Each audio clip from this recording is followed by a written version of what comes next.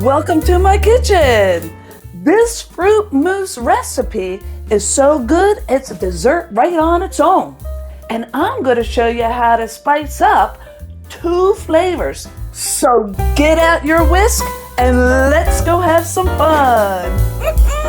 You can use fresh peaches, but canned peaches work just as well. Transfer them to your mixing bowl and save a couple aside for your garnish. And then add a 1/4 cup of sugar. Thoroughly mix it all together. You can use a potato masher or an avocado masher. A blender works really good, but I'm just going to use my immersion blender. And add just a few drops of almond extract. It's going to spice it up a little bit. Oh, it's a lot. And then take 1/2 teaspoon of powdered gelatin and mix that straight into the pulp.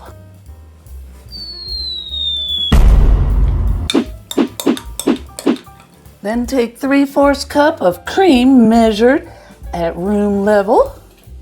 Ooh, mine's a little frozen.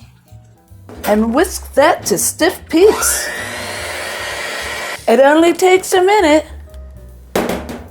That's stiff peaks, and we just fold them in together. You can use a whisk or a spatula and fold it in till it's all nice and smooth. You might have a few lumps left over from the pulp that didn't get pulverized, and just pour it right on in. This looks so good. And put them in the freezer, and in about an hour they'll be ready to serve.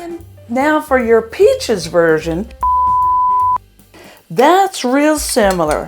Take your canned peaches and drain them, and a few drops of anise, just a little bit,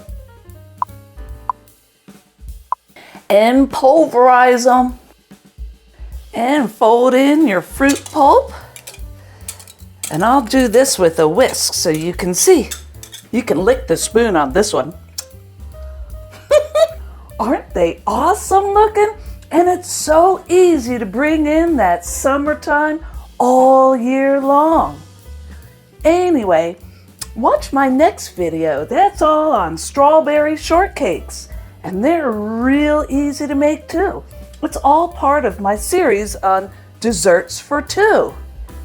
And subscribe to my channel. And boop that bell. That way you'll get notified next time I make a video.